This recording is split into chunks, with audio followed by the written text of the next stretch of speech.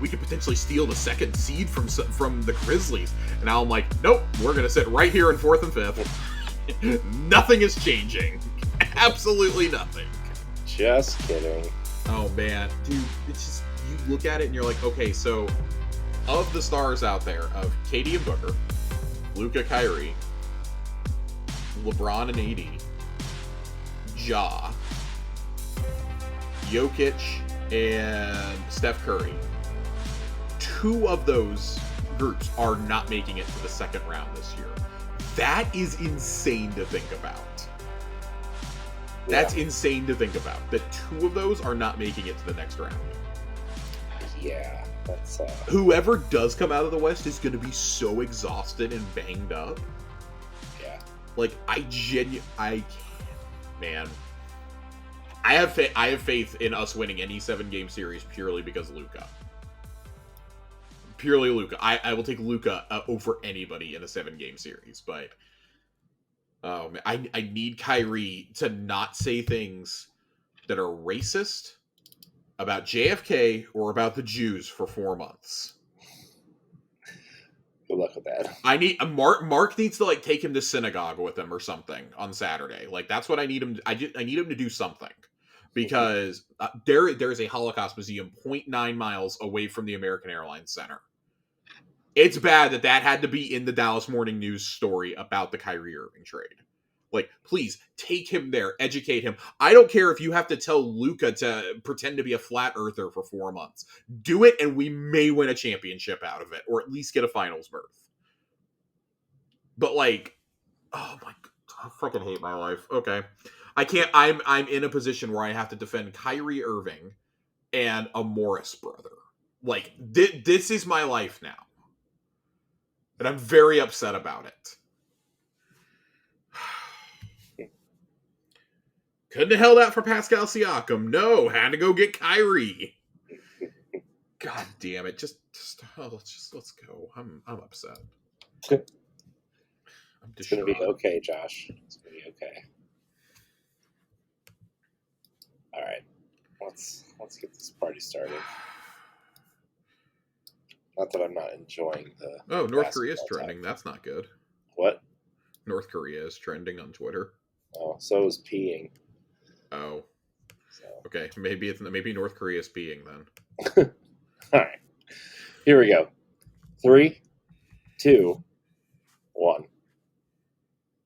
Hello, Guardians. Welcome back to Tower Casuals, the Destiny podcast. I'm one of your hosts, Corey Deerigan. Alongside me, as always, is the long shot wielding, blue milk chugging, Ronto rap feasting, lightsaber touching, master of my Disney hopes and dreams, and the sandwich casual, Josh Finney. Oh man, it was a much needed vacation, but I came back and instantly was like overwhelmed with shit I needed to do. Right. Corey, we have an expansion dropping in 2.5 weeks, and I'm not mentally prepared for it. I know, dude. I can't believe it's so close. It does not feel like it should be. Yeah, I know. But yeah, no, the first like 6 weeks of this month of this year have just completely blown by, and I'm not overly thrilled about it. All I'm gonna say is I was incredibly happy when I went on vacation and saw that there was no. We also we're 3 weeks out. We're 2.5 weeks out. And we don't have a Vidoc yet either. Yeah, that's not exactly inspiring confidence in me. It's coming. Like it'll probably be here like next week or the week after. Honestly, it's probably like a Monday morning drop. Yeah. They'll be like surprise, and we'll be like I saw the article that dropped last week, and I was just like, oh, thank God, it's not the Strand blog. If it was the Strand blog, we were gonna have to figure something out. We would have done we would have convened an emergency pod. Or at least recorded a section and had me on it, but yeah. And then I saw that the Strand stuff was dropping while I was in Florida. I was like, oh, I'll be back in time. Thank God. Thank God that everything worked out perfectly. I took a vacation at an extremely risky time, but it was a much needed vacation. I had a server that looked like Benjamin Franklin if he brewed his own moonshine. Yes, you told me about. That was wild. Moonshine Franklin. Yeah. and his serving assistant Tommy J. Yeah, he kind of looked like Thomas Jefferson without the wig. It was a little wild. I think they were supposed to be French, but That's so yeah, funny. Tommy J and Moonshine Franklin. Found out that Kyrie came to the Mavs, which caused me to audibly scream out loud on a bus, and not in a good way. Yeah, I'm Um, sorry. I messaged you that, and I was like, I don't know if is a great time to be so messaging him this news, especially how that's how everybody I kind of found feels out. about Kyrie. I can disclose this. I found out through my Twitter DMs that we had Kyrie being traded to us. My phone, out of nowhere, just started blowing up. And I was like, "What the hell?" And I looked down at it, and I am getting texts. I'm getting DMs, and I thought at first when I saw the first message, I genuinely thought that I was being like somebody was playing with me because one of my best friends is a huge NBA fan.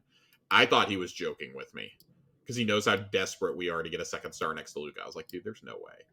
And Yeah, then your message, I was like, oh shit, Kyrie is here. God damn it. I gotta actually Google this. So I had to Google it. I was very upset. Everybody else was like, haha, you guys got Kyrie. And I'm like, God, fuck y'all. Fuck y'all. I'm not in the mood to deal with this right now. It's been a very distressing week for me. The Super Bowl's about to be insufferable. Sorry to any Eagles or Chiefs fans that listen to this. I don't care about either of your teams. I don't like either of your teams. yeah. I think it's safe to say I'll be skipping the. Yeah, I'm sitting this one out. Um, I mean, it might be on in like the background or anything, but I'm not like taking time out of my day to yeah, watch it on I'll have it purpose. on for one reason, and that's because Xbox is rumored to have a commercial slot booked. Yeah, And I'm absolutely convinced that if they do actually have one, it's either just a generic Game Pass commercial or it's the Starfield release date. I think it's a Starfield commercial. If it's a fucking Starfield commercial, that's the best marketing they've ever done. Yeah, So, um, just it's going to be a very busy couple of weeks. My collector's edition arrived yesterday. Very excited about that. I don't have the Puka up in the office yet. I'm going to find a place for it this week. It is a lot bigger than I thought it was. is it? So It did yeah, look big in the it, commercial. it's like Or the tall and kind of wide. It's definitely like it's probably comparable in size to the Hive Ghost, but the stand makes it feel bigger. right because it sits Um, higher. it's probably going to sit up on top of my desk, honestly. I don't know if I'll put it in the background just because it's a little precarious sitting on there. Um, of course, people have been diving in, finding all the secrets, all the secret emblems. There's a whole emblem guide I gotta go pull up and get my collector's edition emblem redeemed as well. My favorite part is these three little lore books, though, that came with it. So you get it in this really nice case. If you're watching the YouTube video, you can see it. Has the old tree that used to be in the tower there, and then you got the Vanguard seal on the back, obviously. Nice little slip case here. It looks like the lore books. That case looks like the books that they sell. Yeah, it's actually kind of similar. And then you've got three journals in here. One about Osiris, one from the perspective of the Cabal, and then one about Neptune. These are all notes in the Vanguard archives. I've been reading through some of them. We're going to read a little bit out of Osiris's tonight. Um, now that the information is out there, plenty of us have these. It's not. I went on vacation just before I went on vacation. Like one or two of them had shipped early, and people were posting them all over the internet. And I was like, okay, we'll deal with this in 10 days. Yeah, uh, let's get some people in the server with theirs first before we start posting things. But also, if it's anything like previous lore books, there's going to be some pretty decent sized spoilers for the game in there, yeah. for the expansion. So uh, don't really Maybe want to read run them around. after you play the campaign at least. I'm definitely reading the Osiris stuff. Definitely takes place before the campaign, so I feel okay reading those. From what I've read, I've only been able to dive into that and a little bit of the Kaido one. She actually does call Callus a piece of shit in it, which is pretty great. But yeah, really, really slick collector's edition. I like it. It's nice. It's nice. Very iridescent colored. The Puka is. And I'm very, very excited to see what's coming here in a couple of weeks. So we know so little about the expansion. I feel like we know a lot, and at the same time know absolutely nothing. We know nothing about the story other than, hey, Callus is attacking Neomuna, and we probably ride a ship in the first episode, first mission. That's about all that we really know. We don't know much beyond that. I shared a theory that I had in the Discord about the updated description for the raid a couple of weeks ago, and then Bife came out and made a video explaining my own theory way better than I did. So, thanks, Bife. Thanks, guy. But for the record, and it's not spoilers at all. The raid has been updated with the description of basically fighting an ancient evil. I want to get the exact phrasing correct before I misread this and before we dive into the 15 blog posts they posted this week. I needed to pull this up anyways for part of what we're going to discuss tonight. The new raid. Ferried from an unknown time and place, a haunting presence has been detected. We must now confront the ancient evil growing at our doorstep. I'm absolutely 100% convinced this is Nezarec. Yeah. We've expressed our disdain with how Nezarec's plot line was handled in Season of the Plunder, but it would kind of bring everything full circle. You know, we still don't know what Savathun's involvement was in the collapse, just that she helped prevent the annihilation of Earth and the Traveler, and that we know that Nezarec was the disciple assigned to attack Earth, ergo why his pyramid ship is crashed on the moon.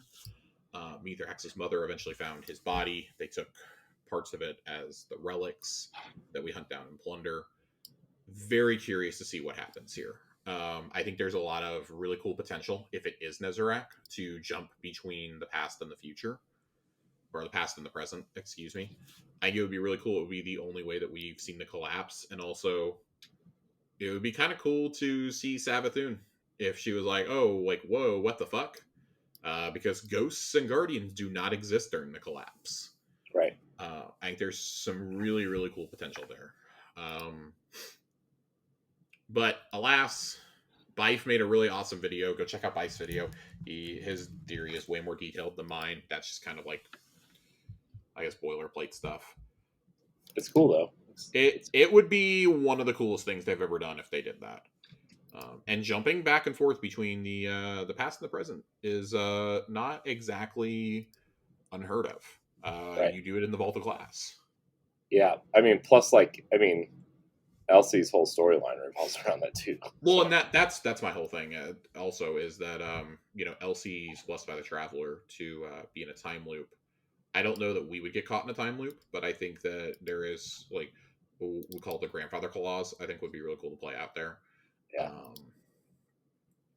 I mean, we could. I mean, theoretically, right? Because, even the stuff that we wanted to see in the Infinite Forest, even though that never came to fruition, this could be a chance to make good on that idea. Also, it's true. I would have to think that Elsie and Osiris would probably be the guides through it.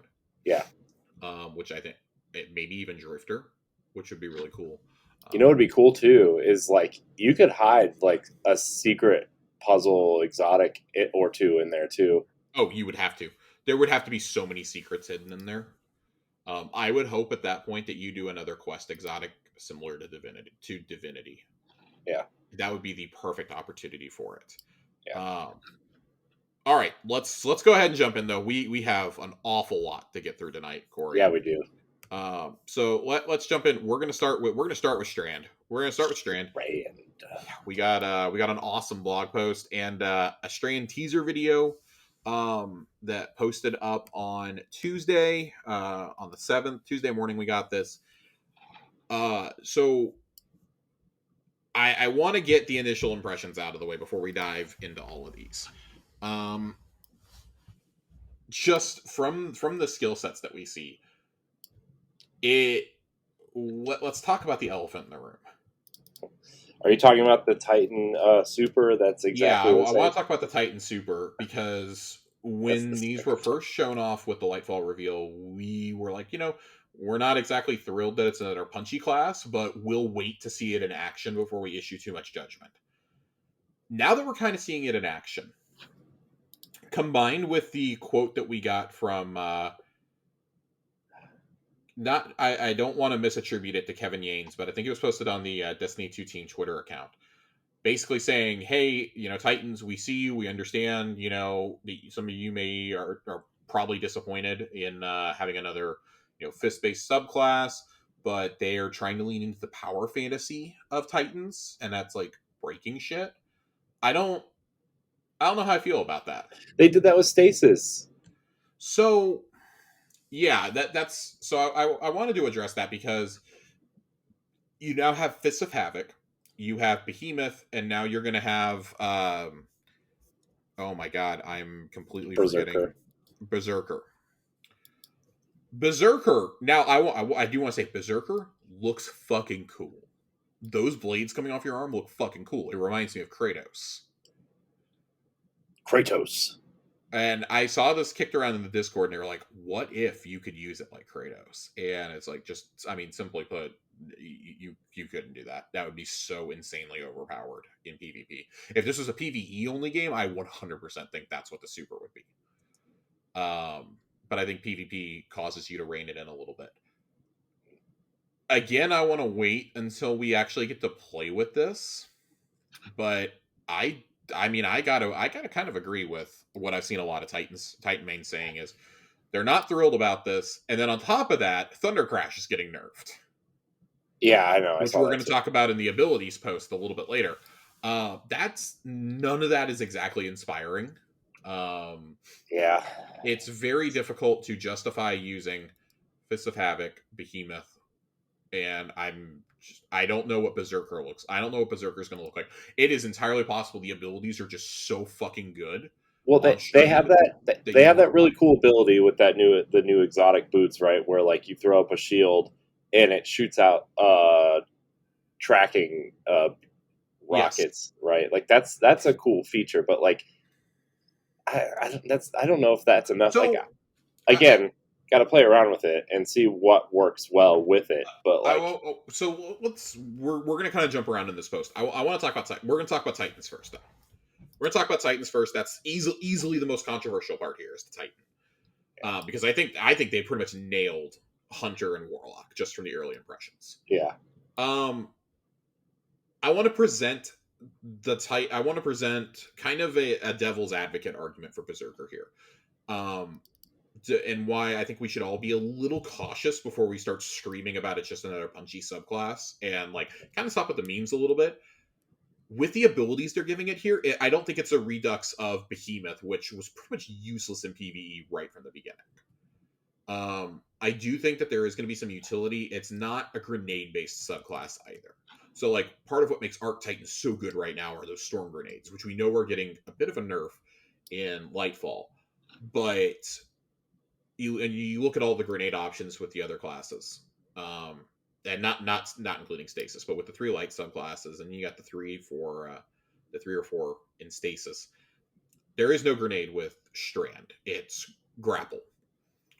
I think that's going to cause the other abilities to be obviously supercharged. I think this is kind of the ability subclass to where, like, if you don't need that raw DPS that Thunder Crash gives you, I could very well see, okay, hey, we've got a Bubble Titan, but if you have more than one Titan, instead of running Thunder Crash, maybe you're running Strand just to help with help suspend enemies.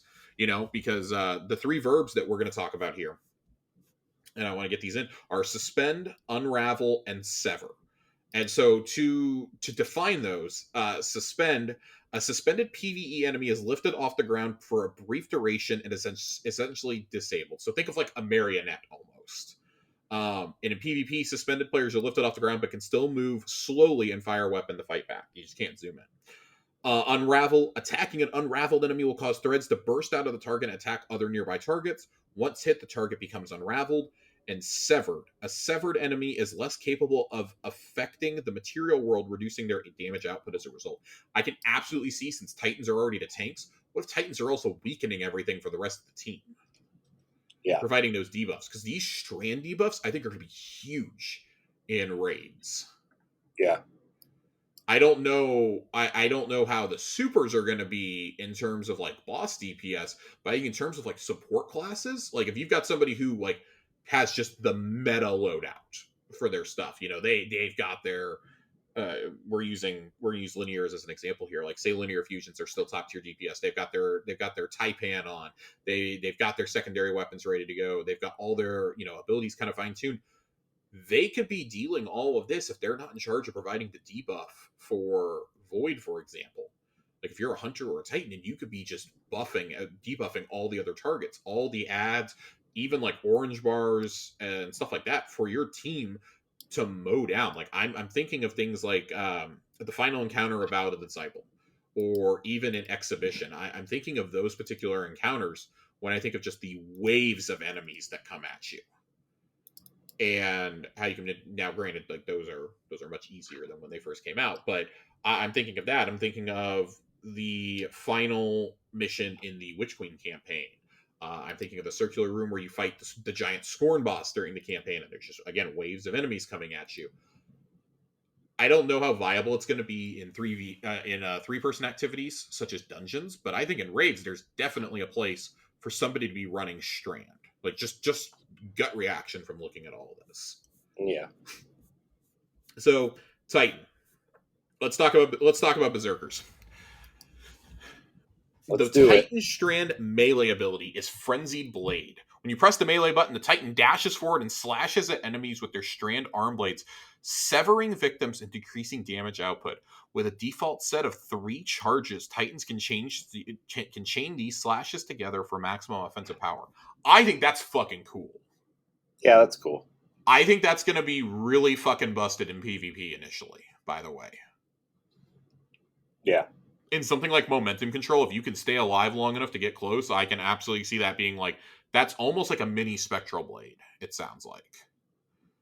Which I'm down with because that's not shoulder charge or hammers or shield bash. Like this is a totally new ability, and I think that's something that they've always kind of nailed with the Titans, I think, is the hard melee. Yeah. So I'm glad to see that's continuing. I think that is leaning into the power fantasy of the class. Mm-hmm. And then the aspects that you're going to get. Into the fray, destroying a tangle weaves woven mail onto the Titan and nearby allies. In addition to reducing damage taken, this aspect also increases the Titan's melee energy regeneration while wearing woven mail.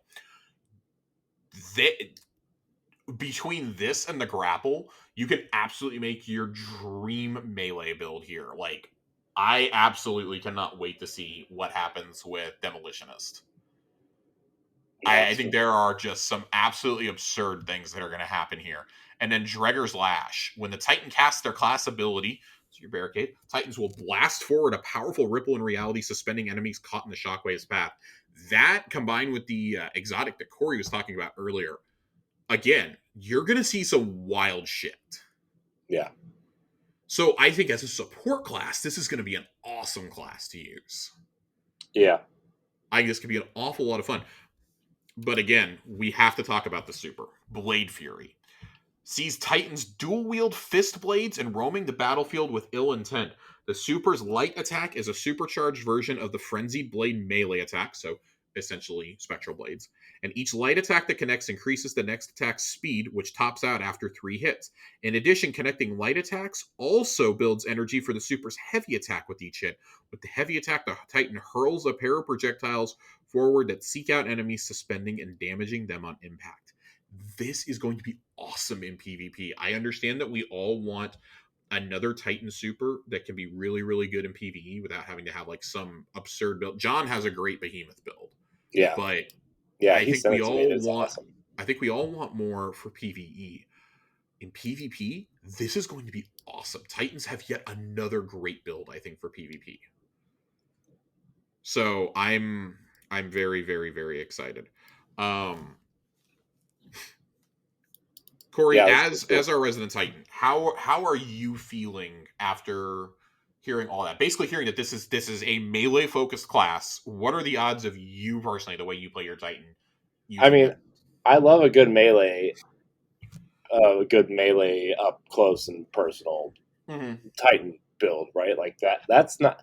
I don't think that's what I'm upset about the Strand Titan. Like I think there's a lot of cool things you can do with the outside abilities. It's the super in particular because it's almost shot for shot the same as a striker Titan that's not using Thunder Crash, right? Like Yeah. that's like I think the blades are cool. I think having a up close and like a super punchy Titan with with a glaive or a shotgun up close mixed with that with cool melee abilities is going to be super awesome, right? I really do think that's going to be awesome. Uh, my main concern though is just the man. I can't get over. It's just green striker Titan. That's super, you know. Ugh. I will say I really like the idea of there being two different supers you can use here. Yeah, Not necessarily two different, but you have your up close and personal, and then you can build the energy for a mega attack. I want to see how that works in PVE because it could be something as simple as, hey, wipe out a bunch of ads and then hurl your blades at the boss or at the yeah, mini boss or something. I could see that being something really cool. I fully expect to see a totally broken build within a week of this coming out. yeah, I think that's going to be a lot of fun, personally. yeah. But I agree. I think that of the three, I think that it's a problem.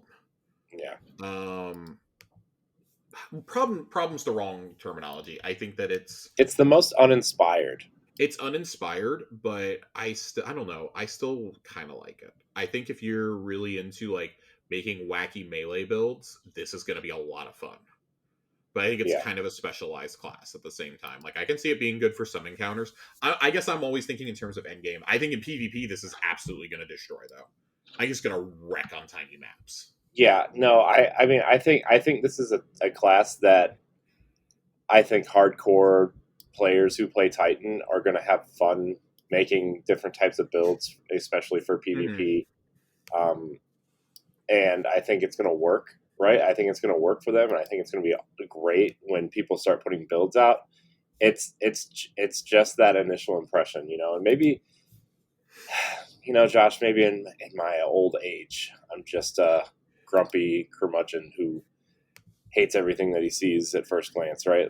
I mean, that's Yeah. just that's just how it is, Josh. But at the end of the day, man, like I still think when we got the hammer, when we got Solar Titan in Destiny 1, and like you had a projectile that you could throw, or you could have the heavy hammer that you could like shoot Solar out across the ground, and that was super cool. And like so the stuff that they've added in Destiny 2 to the Solar Titan, and uh, even the Sentinel Titan, right? When you're not on bubble, you could throw the shield, and like having that projectile and being able to move around was super cool.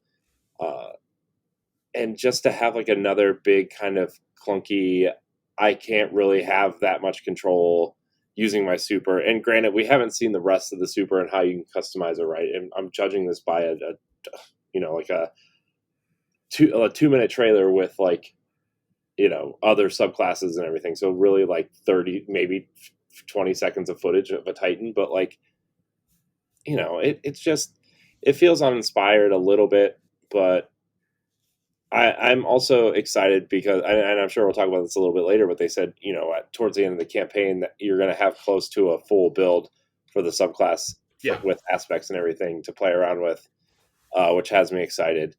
Yeah. Unlike None of this stasis bullshit, Aces. Oh my gosh, that was which is just still horrible years later, and it's the sole reason why I don't have Shadebinder unlocked on my Warlock. yeah, Um, I would like to play as Shadebinder, and I can't. yeah, All right, let's move on a little bit. We got two other subclasses to get through here. yeah, Broodweaver, the Warlocks. The Warlock is our Strand minion master. So this is kind of wild. Threadlings are explosive minions woven from Strand matter. The Broodweaver, being the cerebral type, is more in tune with Threadlings than the other classes. Threadlings will run forward, jump on enemies, and explode, but only the Warlock's Threadlings will return to the Warlock and travel with them if they can't find a target. So that's kind of wild, first off. So Here's the Strand aspects. I'm very excited. So the aspects, Weaver's Call. On Riftcast, the Warlock weaves 3 threadling eggs, which hatch into threadlings when they hit a surface. Any perched threadlings are converted to additional eggs. And then Mindspun Invocation. This aspect improves several of the Warlock's abilities. Grapple. When you execute a grapple melee, the Warlock weaves 3 threadling eggs from the target. Threadling Grenade. You can consume your grenade to generate a full complement of perched threadlings. Shackle Grenade. You can consume your Shackle Grenade to gain a buff, creating suspending detonation on every kill. It culminates in the Super Needle Storm, a deadly combination of burst damage and area denial. On cast, the Warlock conjures Strand Matter into a fusillade of hardened spikes, launching them forward with a wave of their hand. The missiles will stick into enemies and the environment alike before detonating and reweaving themselves into an army of threadlings that will hunt down any survivors. This is another one. I need to see how this looks up close and personal. When it comes to like boss DPS, I think this is another one where, hey, if you have a bunch of warlocks on a raid team, which let's be honest, there's a lot of warlocks usually on a raid team, maybe you get one or two of these guys. Maybe you get one of these in here to just use their super for ad clear. Yeah. In certain encounters, I could see this being a huge help. I think this is going to be a problem in PvP. I think that's like the common thing with Strand is, man, this feels like it's going to be a problem with PvP. Like when we saw Shadebinder and Revenant for Stasis, I think we already knew these are going to be a problem in PvP, but these are going to be awesome in PvE. Like these, even if Shadebinder is really just like super effective at clearing enemies, like once you got the Stasis turrets, damn, that's enough of a reason to run it. Pair that with Aegers and you're good to go. Right. I think the Revenant super has always been useful in PvE and PvP alike, even after some nerfs. This is the one. I think this is the most intriguing super to me. This is the most intriguing class. We have the least written about this class, and I really want to see how this works because this could either be super OP or super underwhelming. Yeah. Either way, I don't think that this class is going to launch balanced. They're either going to launch it really weak just in case. Because we all saw what happened with Shadebinder when it first came out. Or it's going to launch completely hopelessly broken, and we're going to have a redo of Shadebinder. So we don't have a warlock here to ask about, so you're just going to have to take my opinion on it. It's okay. Look, all the warlocks in the Discord will be mad. Nerd Journalist says DMS in the morning. He'll be like, "What the fuck, guys? What are you doing? What the fuck?" Thread Runners, the Hunters. Okay, so this is clearly the movement mobility class. Really curious about this one. So, from attacking multiple enemies at once while midair to using a new rope dart weapon that benefits from maximum agility, it's no wonder playing Thread Runner has been compared to the thrill of watching a superhero come to life. The melee attack, Threaded Spike, has the hunter hurling out a rope dart that bounces between enemies, damaging and severing them before returning to the hunter. Upon return, it grants melee energy for every enemy hit. Hunters can catch the rope dart by pressing the melee input button at the right time. Perfecting the timing will earn the player an additional amount of melee energy. Holy shit. This with things like Liar's Handshake or like Omkar's Spine is going to be nutty. Yeah. This is going to be absolutely nutty. I want to see exactly how this works, but I think this is going to be this with like 1-2 punch shotties could be a lot of fun. Of course, the 2 strand aspects, ensnaring slam. While in the air, press the air move input to slam downwards, suspending all nearby enemies. So definitely a move that I feel belong. The hunters keep getting these slam moves, okay, and I keep feeling like these need to be Titan moves. This feels Everybody like wants to be a Titan, Josh. You know, this feels like a Titan move to me.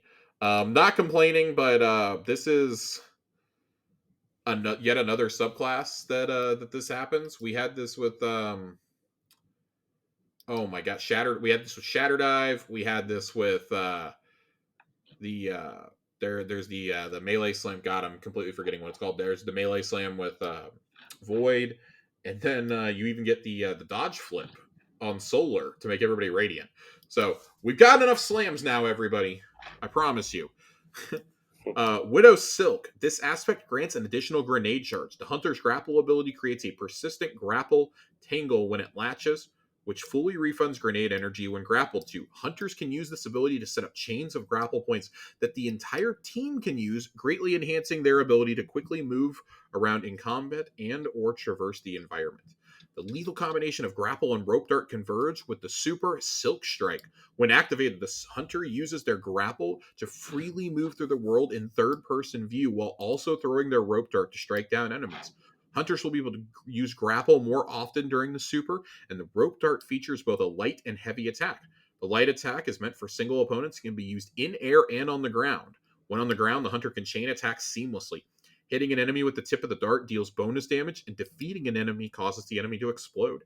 The heavy attack has the hunter swing the rope dart around in 360-degree arc, damaging all nearby enemies. As with the light attack, this can be used on the ground or in the air. I need to see this in practice, like not just in a 90-second trailer, but that's kind of dope. Yeah, it sounds pretty cool, actually. That's kind of what I had hoped that the Titan Super would be, frankly. Would you feel better if this Super was the Titan Super? I mean, maybe. This this plays into that God of War fantasy we were talking about. Yeah, I mean, it's cool. A rope dart, if you're like chucking your blades and whatnot. Yeah, I mean that's cool. Like I really like the chains in God of War. Like I think I like the speed of the combat, and I think if you want to do some sort of melee like style build, I think a ranged melee would be super cool, right? Like I think that works. I think that'd be super cool. I mean, I know this isn't necessarily a range thing or a melee thing, but like it's super cool. Like it's a cool ability, and yeah, a little bit jealous. I mean, you can have my green striker move if you want. I'm good. I'm good. I don't want it. We don't do that here. Yeah, I think that this is going to be kind of cool, and I do like that it's leaning into hunters already being the mobility class. I think that makes it a lot of fun too. Yeah. But I want to see how grapples feel. If grapples don't feel good, then this whole class isn't going to feel good. That's the problem. Yeah. And we still have yet to see how grapple points are going to be used in PvP, because this class could be a major problem in PvP. And not just ability-wise, but because you can create grapple points for your whole team. There could be a lot of issues. You can attack from midair with it. You get better airborne effectiveness, things like that. Yeah. I want to read a little bit of background on Strand up here before we move too much further. Give me that background, Josh. Yeah, probably should have done this, but we want to jump straight into the Titans. Think of an era where a film where no explosion was too big and no action set piece was too over the top. That aesthetic informed much of Lightfall's tone and had a big influence on Strand itself, even before it was formerly known as Strand. The team had many concepts for Damage Type 5, as it was originally called in development, before aligning on the features set and lore that brought it to life. We had a few frontrunner concepts for a while, says Kevin Yanes. Part of my desire was to have something more astral in the game. Strand also aligned really well to the fantasy of the product, the 80s action hero. There wasn't a single aha moment where all threads of Strand fell neatly into place. Instead, it was a result of a continuous dialogue with the team about what would make for exciting gameplay, what makes sense from a narrative standpoint, and how they could make those ideas manifest in the game. Damage Type 5 slowly morphed into something a bit more specific, then called Dark Telekinesis, which evolved further, eventually manifesting into what we have today. We had a lot of conversations about where weaves came from and trying to reinforce the physical language for how it manifests and looks to make it feel like it was the same darkness family as Stasis. The more the team talked, the more concepts and evocative language that describes Strand with terms and descriptors like weave, tangle, and universal strings of consciousness came to be. It's everyone building on everyone's ideas, says Eric Smith. How we choose to implement these things affects how we talk about it and vice versa. Weaving objects instead of spawning objects or summoning objects. It becomes part of the aesthetic. And then I meant to read this when we were talking about the debuffs. The major buff coming with Strand is Woven Mail. We talked about that earlier with the Titan. With this ability, the Guardian is sheathed in a protective mesh of Strand matter, reducing incoming damage. Note that in PvP, Woven Mail will only reduce damage taken on the body. Head damage and melee damage will continue as normal. And then there's there's several paragraphs here about the grapple. You guys can go and read that. I'm totally on board. One of the thoughts that they have is I defeat an enemy with my melee ability. They unwind into a tangle. I grapple onto the tangle, which refunds my grapple, and snatch the tangle out of midair. Then hurl the tangle at a group of enemies in the distance, grappling onto it again while it flies and pulls me through the air behind it. That's kind of wild. Yeah, I'm it's super very cool. interested to see how combo moves are going to work here. Oh my gosh! I mean, they literally showed the yeeting Titan with somebody attached to the Titan, right? Like in one of the things. Yeah, So I'm so excited, and especially like knowing you can do like the slam, or like you could ride a Titan doing that, and then unleash the Hunter Super could be yeah, absolutely wild. yeah, Let's talk about these fragments. They have 4 fragments they're ready to talk about now. The rest we're going to be able to find out about in game. Threat of Ascent, activating your grenade ability, reloads equipped weapon and grants increased weapon handling and airborne effectiveness for a short time. That's going to be a very PvP heavy aspect. Threat of Fury, damaging targets with a tangle grants melee energy. Threat of Finality, finishers generate threadlings. Threat of Warding, picking up an orb of power grants woven mail. That's going to be another essential one, I think. yeah. There was one other thing I wanted to read in here, and I don't know where the hell was it? Where is it? Well, so I'm kind of annoyed because the way this blog post is broken up is really aggravating. Yeah, it seems it was that way too last week Yeah, when we there were was. all doing. I had to like Okay, jump so all over it's the place. down here. It's not even bolded. That's why I couldn't find it. About the grenades, really quickly. So there are actual grenades, but this is like a throwaway 2 sentences here. Strand will see 3 new grenades, including Grapple, which is controlled with the grenade button. The Threadling grenade splits into 3 projectiles that weave into Threadlings upon impact. The Shackle grenade effectively acts as a bola, detonating in a suspending blast and sending out smaller secondary bolas to suspend nearby enemies. So, again, you're going to have to decide, do you want the Grapple or do you want this? And like maybe if you're not as good with your mobility, aka me, you might go for like this, what sounds like a swarm grenade, essentially. Mm-hmm. Yeah, this definitely sounds like you know,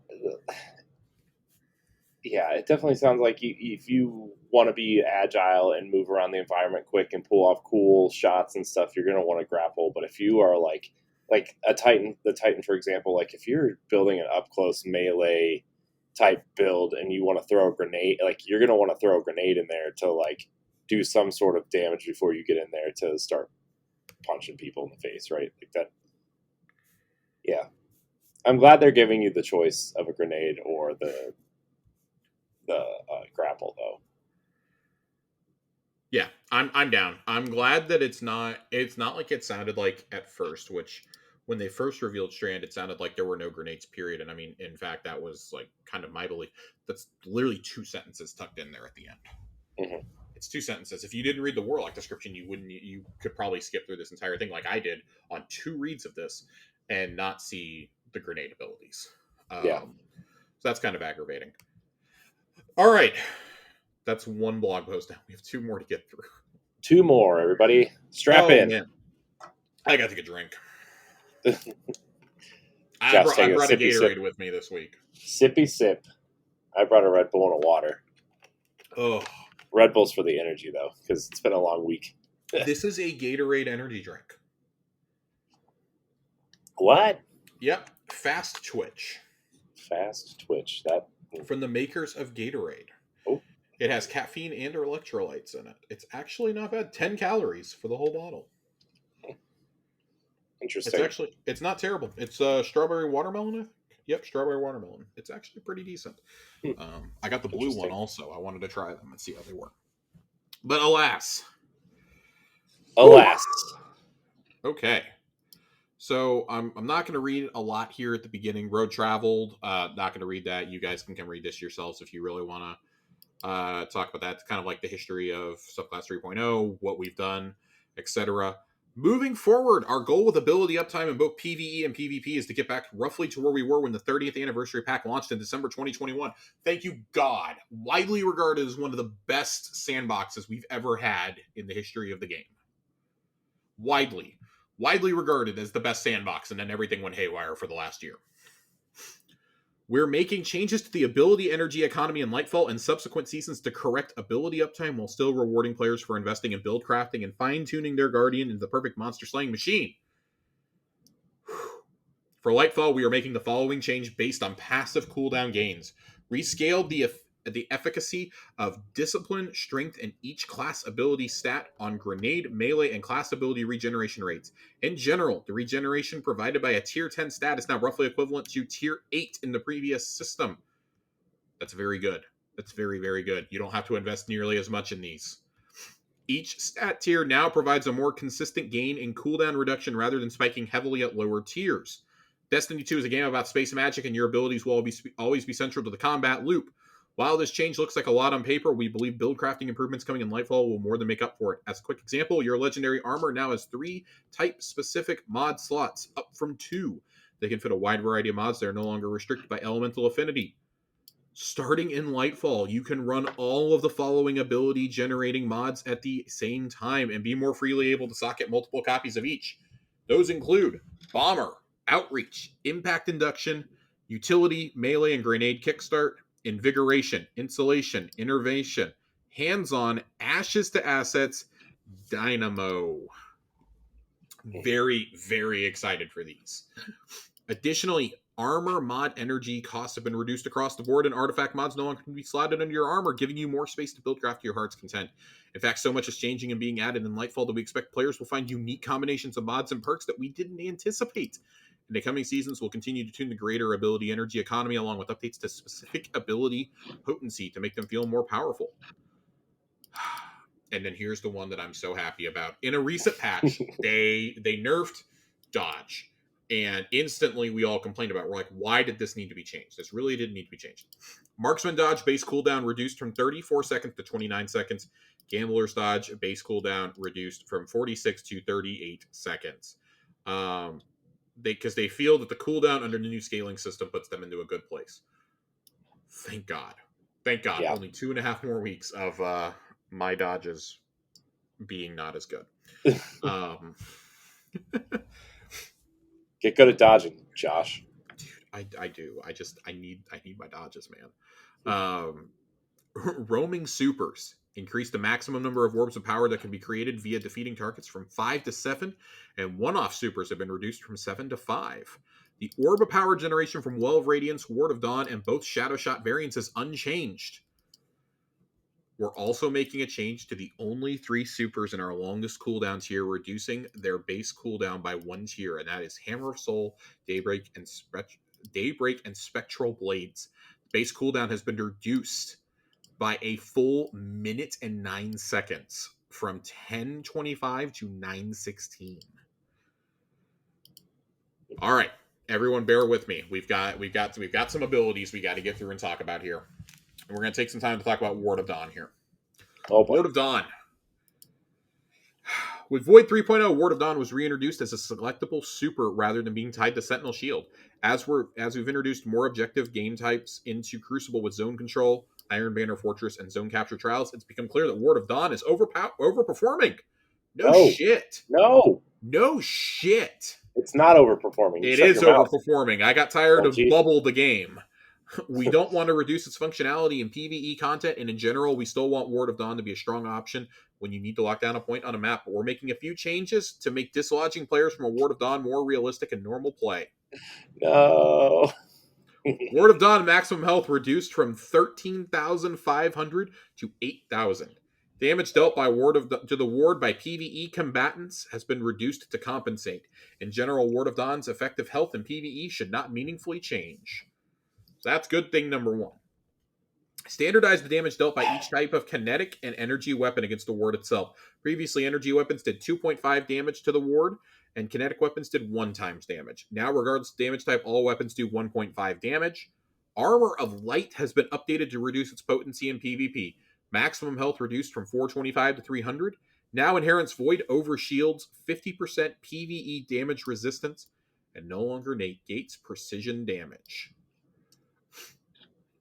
So let's talk Ward of Dawn for a second here. Fine. Iron Banner Fortress is where I think this was very clearly a problem. Very clearly an awesome problem for a Titan who uses Bubble. Well, use something else. Everybody hates you. I know. That's why it was awesome. It. I didn't have a problem with the bubbles itself. I had a problem with there being like 6 bubbles on team. Oh my gosh, man! I was playing one time. I was I was playing a game last weekend there. Like I popped a bubble, and then I was playing with Mitch. So Mitch popped a bubble, and then we were playing with my friend Jeff, and he was playing Titan. He doesn't really play Titan. He made a Warlock, and he was like, "What should I play in this mode?" I'm like, "You should play Bubble Titan, just in case we don't have one." And he popped a bubble, and then two other. We had 5 bubbles on top of this thing. And then the other team started popping bubbles. There was like 8 or 9 bubbles in the same area. It was hilarious. Yeah, I'm not about that life. I know, but it was it got really annoying. I wasn't as annoyed by it as some people. I think what bothers me more is the constant uptime of void overshields. I think that's what genuinely annoys me the most. And that's addressed below, but hopefully this reduces it a little bit for the next Iron Banner, so that I'm not seeing 15 million bubble titans running around. It also didn't help that they encouraged you to run void. I feel like that was another big thing too. Like, oh, great. We figured out ways to counter bubbles, but you still had to do it correctly. And it definitely does become a thing in trials as well. Like, not as bad, but it definitely becomes a thing in trials where, oh, we just pop a bubble over the point if we need to. Similarly, Thunder Crash is proving to be too difficult to counter or escape in high-level Crucible modes, and is too strong at both its pseudo-roaming and shutdown rolls. I agree. Our goal with these changes is to bring it in line without compromising its fantasy or of allowing you to be the missile. This also felt like a good opportunity to give Fist of Havoc a damage boost against PvE. Thunder Crash reduced maximum flight time by half a second from 5 seconds to 4.5 seconds. Reduced size of the damaging volume around the player while in flight by 20% and pushed it further forward in front of the player to make flyby disintegrations more intentional. Descent now begins earlier in flight. Reduced landing detonation size versus players by 20%. Unchanged versus PvE. Should be noted, unchanged in PvE. So keep being the missile, everybody. I love you. If you run this in high level raids, I love you. I love you so much for running this. God bless you. And in Fist of Havoc, increased PvE damage by 20%. Nobody's using Fist of Havoc. Just straight up. Nobody's going to use Fist of Havoc. I think these are fair changes. That detonation size is massive. Yeah. It's fucking huge. It's pretty big. And it lasts forever. Yeah, it's pretty long. Yeah, it's time. It's time. It's time. You guys had your fun, okay? Just like I had my your fun. It's still going to be an extremely viable option in PvP. But yeah, I like these changes personally. But I also am not a Titan main. Arc 3.0's Spark of Resistance Fragment is achieving our intended goal of making close-range combat safer to engage with, but it's a bit too easy to keep rolling through an entire PvE encounter or Crucible skirmish. We're making a couple changes here to increase the difficulty of doing so without changing the potency while you're in the fray. Nearby enemy count requirement for activation has been changed from 2 to 3, and linger time after you're no longer surrounded from 4 seconds to 2 seconds. Cool. With Solar 3.0, increased Daybreak duration provided by Attunement of Flame was removed, which has left Daybreak in a lackluster place. In addition to the cooldown reduction detailed above, we're reducing its attack cost and increasing its damage output against PvE targets. Super energy cost refunded from 10% to 6.5% per swing, and increased PvE damage by 25%. I'm curious to see if this gets any use in PvE. I still don't think it's going to, but yeah, cool? Question mark? Neat. I'll wait and see if somebody makes a really OP build for it, but I never really saw these in PvE to begin with, and I still don't think we're going to see them in PvE. Yeah. And in Phoenix Dive. Phoenix Dive has struggled to find a solid role in most gameplay styles, and it's too difficult to justify picking over healing or empowering rifts, so we're making a suite of changes to increase its viability across game modes, including a base cooldown reduction. Base cooldown reduced from 82 seconds to a whopping 55 seconds. While Heat Rises is active, Restoration duration increased from 1 second to 3 seconds. While Daybreak is active, Phoenix Dive's cooldown is significantly reduced, allowing for rapid reactivations. And also, while Daybreak is active, the detonation maximum damage is increased from 80 to 220. This might help with it. I genuinely think this might get more people using it, or at least experimenting with it. We'll see. Yeah. Oh man, I'm very excited about this next one. Guardians are getting a little sturdier. Starting in Lightfall, physics collisions damage will no longer be lethal to Guardians. Fall damage will still be lethal when Lightfall launches, but we plan to also make that non-lethal in a mid-season update. You'll still take damage from physics collisions, but it will generally leave you at 1 HP instead of outright splattering you. We'll hope you'll take this newfound freedom and run with it. We found it's more fun to hurl ourselves headlong into danger without worrying about what's in our way. Very excited. This has taken way too long. No more notes. No more notes, please. New tools in the arsenal. We're adding some new fragments to the light subclasses and updating a handful of fragments on Solar and Void to tie into the new subclass pickups. Void Breaches and Fire Spites. Some of these fragment additions are intended as spiritual successors to combat style mods that aren't making the jump over to the new armor crafting system, and some are brand new additions intended to access the subclass, open access to subclass verbs that some classes did not have before.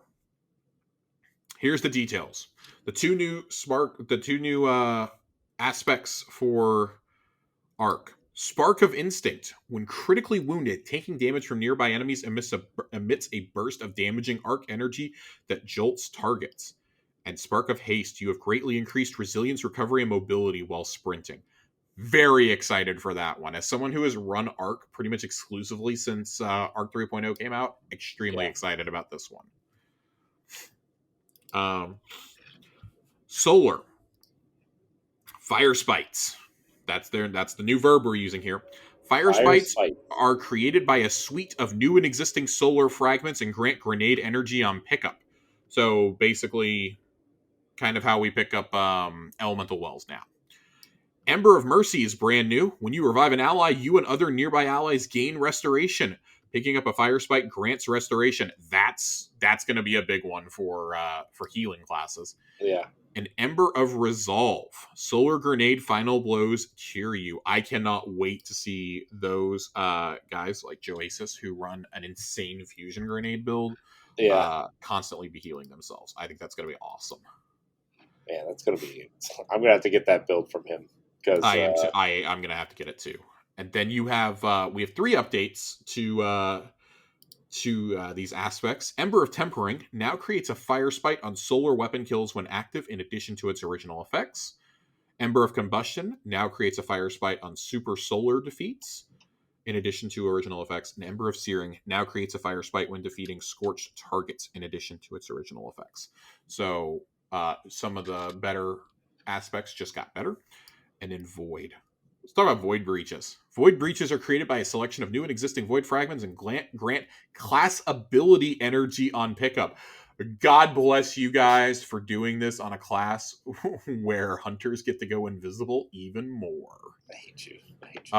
That and the overshields. That and the Titan overshields. This is fucking absurd.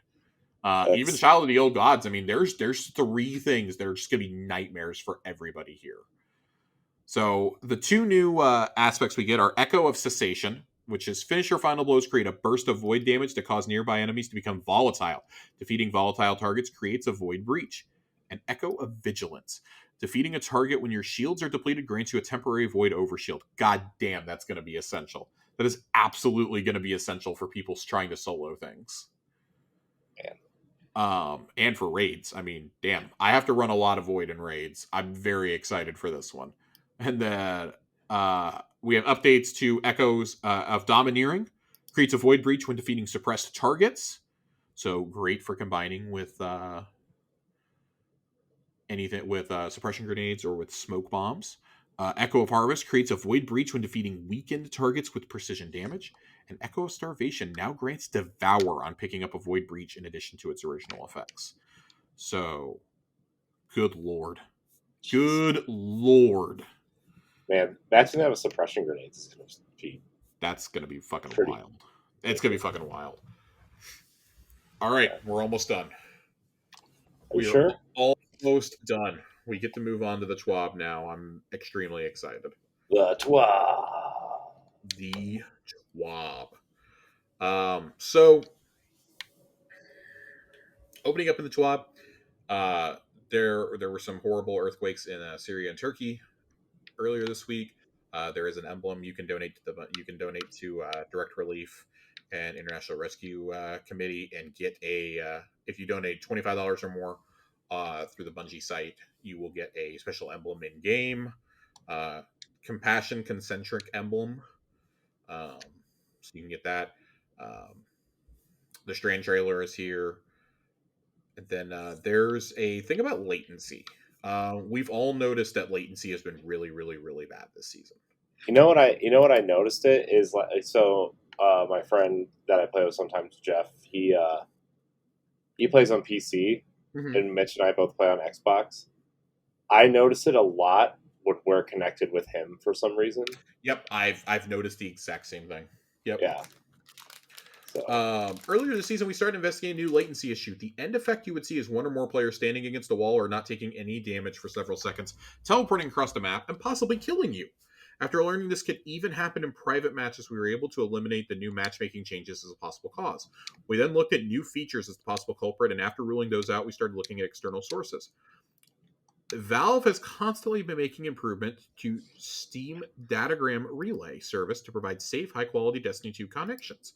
In this case, they found new relays which were not configured properly and severely impacted network quality between players between peak hours. The problematic relays were taken offline at 3 p.m. last Friday, pending a more thorough investigation, and this appears to have resolved the immediate issue for players. This doesn't solve all the latency problems in games. It has fixed this particularly thorny issue that has plagued the game since the start of Season 19. In our own investigations, we also found a few hidden bugs that should be fixed with Lightfall. These should improve network quality even further for players with good network connections. Thank you fucking God. Because I cannot tell you how much of a nightmare Iron Banner was when I was playing with PC players. Right. It was fine when I was just console, when it was console to console. When I was playing with groups of PC players or even in trials, there were people teleporting all over the place. Yeah. It was awful. It was absolutely awful. It was a completely miserable experience. Yeah. So if you've been having questions, there is a nice little graph here, and on it you can clearly see where Iron Banner was, and that's where the spikes really started happening. Yeah. So and you can see where the character deletion scare was, the offline for rollback, and how Iron Banner really is like the big one. That's really where it is. There were some with the Dawning. The Dawning had a big spike also. But yeah, there's some shit that's gone on there. Yeah. With great strand power comes great fashionability. Just some updates for some of your stuff, for some exotic emotes, some ornaments, ghost projections, etc. to work with strand colors, subclass agnostic legendary finishers. Those are now going to glow green, and they actually look really cool. And then the solstice armor sets are being updated as well. Those look pretty dope. For those of you who prefer function over fashion, good news. Following armor and weapon perks will also be compatible with Strand when applicable come Lightfall. These include Elemental Capacitor, Osmosis, Explosive Payload, Dragonfly, Cluster Bombs, Chain Reaction, Chromatic Fires, Crystalline Transistor, Mantle Battle Harmonies, Absorption Shells, Bombardier's Parting Gift, Verity Brow's Fourth Magic, Fellwinter's Helm, Warlord's End, and more is a possibility in the future post-launch. So, kind of curious to see how that one's going to go. Here is probably the biggest thing of consequence in here. It's kind of a little throwaway paragraph, but early warning for folks looking to prepare for weapon crafting in Lightfall. As part of an initiative to integrate weapon crafting into the broader core economy, we will be completely removing resonance elements from the game. Standard currency such as glimmer, enhancement cores, etc. will replace the element costs that exist today. We will also be removing the deep sight attunement objective altogether. That's awesome. I saw this floating around the Discord today. All this stuff. Oh man, I'm so fucking pumped for that. That sentence alone. That sentence alone, man. That you could have just made that one sentence the TWAB, and I would have said it's the best TWAB of the month. I'm not even joking. Resonant and harmonic alloys will still be used at launch. However, we are planning to overhaul these currencies later in the Lightfall year. Ascendant alloys will remain as is for now. Much of this info is hot off the press, so apologies for the late warning. This sounds like something they were probably planning for the season after, and then saw just all the chaos around we're not getting the patterns that we wanted or needed, and just giving it to us essentially. So very, very interested to see how this is going to play out in game, and how weapon patterns are going to be obtained going forward. Great. Then, this is great news. This is great stuff. It's great. It's great. Love it. Great shit. Top tier shit. Top tier shit. We have the winners of the Halloween fashion contest, Corey. Great. Love it. Let's break this down. Do it. Hunters had 56% of the vote for Team Spider. I don't know who the fuck was voting Team Beetle for the Hunters, but whoever you are, I will. Somebody was. Somebody was. Titans also said they were Team Spider with a whopping 72% of the votes. As they should. It should have been higher. It probably should have been higher, because that Beetle set is awful. Warlocks broke the mode altogether, with Team Beetle taking 53% of the votes. I really can't believe that one was close. I think that the Beetle set is significantly better than the Spider set, but I don't think the Spider set's very good either. I 100% agree. I don't think either set is good, but the Beetle set is definitely better. Yeah. I can't believe it was that close. Yeah. And then the Trials map this week, if you're listening to this, Trials is live, or will be live in a few hours, Radiant Cliffs. So, good luck. Good luck if you plan on playing Trials this weekend. Probably going to be me. So, items being deprecated at the start of year 6. I want to talk about this real fast. So, all bounties, mission, and quests from Risen, Haunted, Plunder, and Seraph, all ritual and pinnacle quests and ornaments. The gear will become available in Monumental Lost Lights Exotic Archive. Thank God I can go buy all the Gambit ornaments I've skipped this year. Risen Umbral, all the Umbral energies, Figments of Darkness, Vestiges of Dread, etc., are all going to disappear. Exoframe modules, things like that. Those will be manually discarded. These will be deprecated and manually discarded from player inventories. So a bunch of us are going to sit there and have to delete stuff at the very beginning of Lightfall, apparently. Yep. I'll do that before I sit there and join in. So very, very, very interested to see what happens there. I thought it was listed in here, and it's really bothering me that it's not. It's bothering me that is it here maybe? Hang on, I'm looking at something because it's really bothering me. Let's describe all the things in Josh's background. 2 bookshelves, a ghost, and Oswald the Lucky Rabbit, which I very much appreciate. An Eevee, a Gengar, a ukulele, bunch of books, and a Titan shield. Okay, I had to go to another. I had to go to another thing here. So,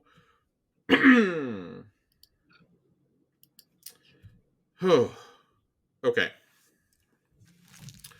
With Lightfall, players can expect all Season 16 to 19 content to enter the Destiny Content Vault, excluding Season 16 PsyOps Battlegrounds and Season 19 Heist Battlegrounds, which will instead be added to the Vanguard Ops playlist beginning in Season 20. We fully expected this, by the way. Fully expected this. 6 new activities going straight into it. I think that's great, personally. However, I want to bemoan the loss. The only thing I really care about us losing, because Vox Obscura can go burn in hell. Fuck that. Fuck that mission. That mission can go away forever. Operation Seraph Shield's being taken out of the game. And that's kind of a sore point with me, because I think that's such a good mission. I think it effectively could be a dungeon if you tweaked a few things. Yeah. It really feels like it was meant to be a dungeon originally. And I think that's why it's not sitting well with me. Mm-hmm. It is super cool. Yeah, I have the same feelings about this as I do about Presage. I think both of these should still be in the game. Presage was cool. I think a lot of the missions. There's no reason that Presage can't be part of the Vanguard Ops playlist. There's no reason. I understand not having the Hawkmoon quest in there. I get that. But there's no reason that Presage and Seraph Shield cannot be part of the game. There's absolutely no reason. Yeah. That really bothers me.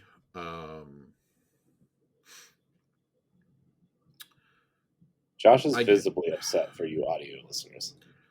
I mean, I guess I'm just I guess I'm just aggravated.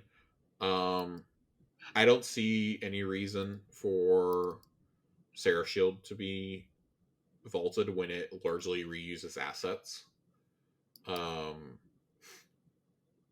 Catch Crash, I get vaulting Catch Crash. I mean, you could add that as a Vanguard op, but that's a 6-person activity, so why would you do that? Everybody complained about it the whole season anyways. That and the Expeditions. All y'all did was complain about those, so don't pretend like you like them now. And I'm kind of saying this because I'm reading this off of the link that Destiny Tracker posted. And whoever wrote this is just clearly bitching and complaining about it. I understand the critique here, and we've talked about it before, of wanting to see a playlist filled with Zero Hour, Whisper of the Worm, Vox Obscura, and more. Bringing them back in a Forgotten Adventure style playlist would certainly bring more engagement and joy than a quick Battleground run. I don't know if I agree with that. I like that Battlegrounds are mixed in with those strikes, because let me tell you something. I'm fucking tired of strikes that have been in here since the Red War. Yeah. I'm really fucking sick of Lake of Shadows. Especially all the strikes with Cade in them too, like on Nessus. Dude, and stuff. I'm kind of over. I'm over shit from year one. Yeah. I'm over shit from Forsaken as well. So, like, listen, I don't really care. But if you're really gonna sit here and be upset that these feel more hollow than the strike, you cannot tell me that those feel more hollow than fucking Lake of Shadows. Yeah. You cannot actually tell me that with a straight face. I'm sorry that you have people who are gonna have to do actual objectives now. I'm sorry that that inevitably you're gonna land on that Mars battleground and you're just gonna go to orbit.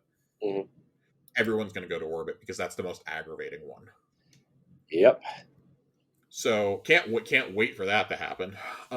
Outside of that, like, that doesn't really bother me. I like the idea of doing, and I said this before, I like the idea of doing battlegrounds as a seasonal activity at least once a year, because I think that gives you an opportunity to add more to that playlist. Yeah.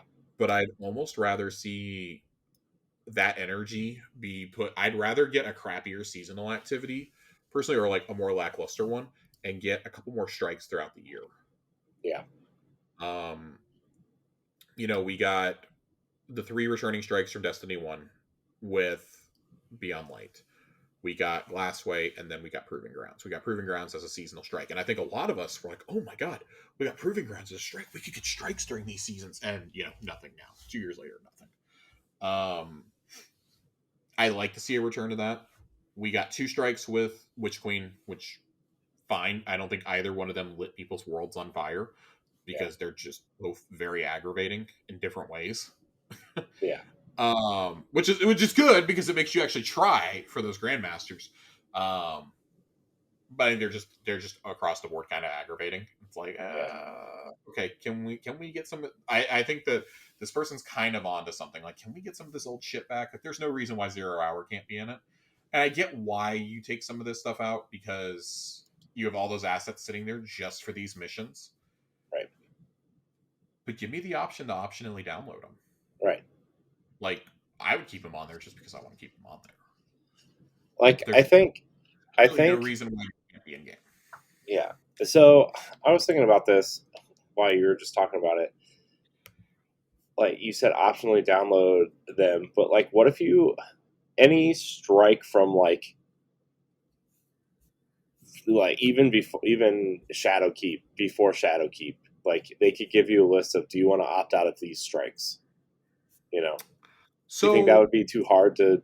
I mean, I do think that's too hard, and also I think that brings us back to the days of when PlayStation had exclusive strikes, because then it's like, well, we can't make any of those strikes ever Grandmasters. I think the incentive for Bungie should be to go back and rework those, assuming that these planets become unvaulted at some point after the final shape, or with the final shape they become unvaulted. Yeah. Revisit the enemy density in these strikes, because I think you could have some really wild stuff. Savathun's song in particular could get nutty. with the I'm right I'm kind of adjustments. I'm really tired of loading into Exodus down and dying on my Sparrow because I didn't get on it fast enough, or like my Sparrow menu stays open too long. I fucking hate Exodus down. There is no strike that makes me quit like that one. I think that there's a time and a place, and I mean, I floated the idea in the past that, hey, maybe like when you have to download the new season, it could rotate in other strikes into the playlist for you. Mhm. And I don't think anybody would object to that. Yeah, That they would just be like in the Nightfall rotation for the season. Maybe they're yeah, vault ones, you could rotate them in. I don't think anyone would object to it. But you got to figure out how you're going to do that, because I do think I don't think that adds too much to the game memory, and I think that's something you could totally do, yeah, uh, especially with the planets that haven't been vaulted. yeah. I don't know how many things we have from planets that aren't vaulted that have been, like, strikes that have been vaulted. I'm sure we have several, but there's no reason why you can't block off those areas, like just throw up an invisible wall somewhere on a few Mhm. of these. Yeah, Um, like Pyramidion, there's no reason why we can't have the Pyramidion strike back. right. No reason why we can't have that strike we got for like less than a year on IO back. No reason why, like, some of the Tangled Shore stuff can't just exist by itself. I think you have an opportunity there to do some of these, and you need to take that opportunity. Probably you probably need to seize. Like, I'm thinking about, there's only one strike on Titan. There were a couple on IO. Ultimately, there were a couple on the Tangled Shore. Um, the Mercury ones. I mean, how much is it really going to cost to put Mercury back in the game? Let's be honest. How much memory does that really take?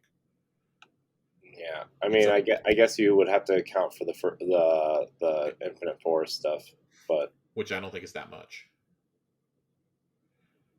yeah, Irregardless, I don't think it's that bad. I mean, for Mars, for God's sake, for the Zol strike, you already have half the assets in the game because of Battlegrounds. yeah, it's true. You already have that in there. And what's the other one? The Nokris one. Yeah, Okay, so you have to bring back the other part. Like, big whoop. The bottom line is, I don't think this is too much to ask. I don't think it's too much to ask, and I do think that with final shape, we get this. What I would ultimately love to see is, I'd love for them to pull a fast one on us and, like, we reclaim the planets, like, one a season. We have yeah, 4 seasons between now and the final shape. Let us reclaim a planet each season. yeah. That'd be cool. Just please don't make me go back to the Tangled Shore. I don't give a fuck about the Tangled Shore. All my homies hate the Tangled Shore. What if that was like, what if Spider goes back there and like there's like one mission left there where you have to like somehow save Spider, and then the Tangled Shore just blows up, so you can't get there anymore. I would love it. I would love it. That would be the all-time greatest Destiny mission for me.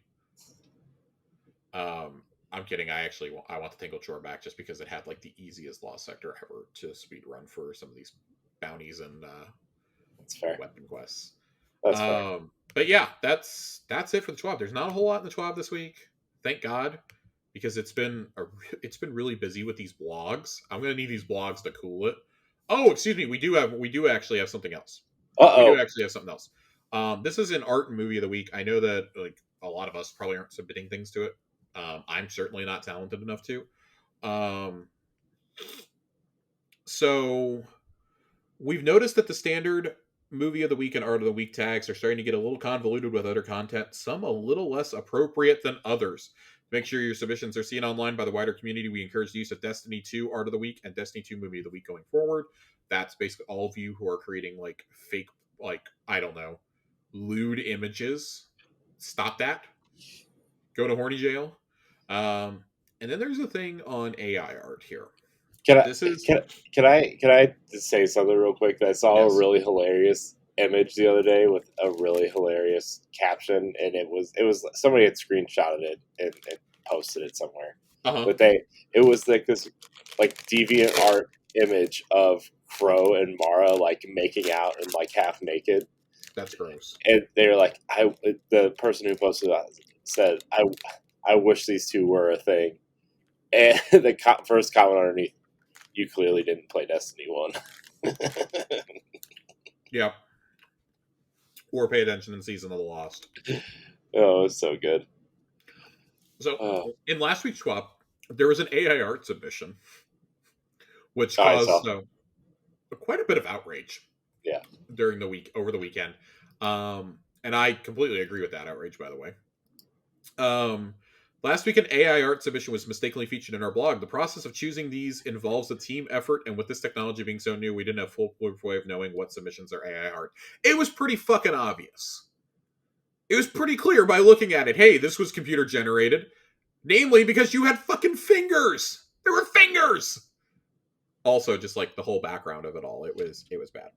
Yeah. We want to keep the celebration of our community for those who work hard to bring their creative selves to the forefront when creating works that the traveler would find joy in. Because of this, we will not knowingly ever feature AI art submissions as potential Art of the Week or Movie of the Week winner. That being said, this is still new. We ask for grace if we mistakenly feature a submission generated by AI, and a respectful heads up should it ever happen again in the future. We appreciate the assist. And then, friends that join in. Emblems take time, and we've seen instances where 2 to 3 folks working on a video suddenly turns into 20 or more, and often the same names circulate on a significant number of submissions that are unrelated to one another. To keep these going, something needed to change. The same rule still applies from before. Any person involved must be listed in the original posting for Art of the Week and Movie of the Week submissions. Late additions will not be included. However, we're adding one more thing to note. Please ensure all Bungie profiles are included in the initial post. Threads at the same time are fine, and that the number of creators does not exceed 7. We hope this change will keep the process of awarding the art and movie emblems honest and something that indicates the celebration of our community. Yeah, that's been a big issue too. I've seen people be like, "Hey, can you tell Bungie that I helped with this because I really want the emblem?" And it's a bunch of talentless fucks that want it usually. So stop that.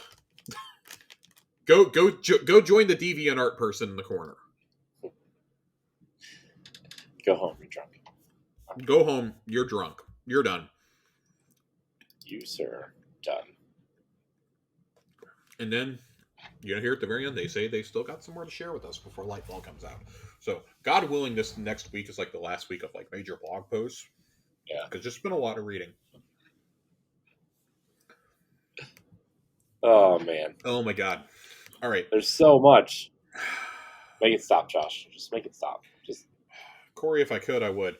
We have 2 questions from the community this week. Not a lot this week.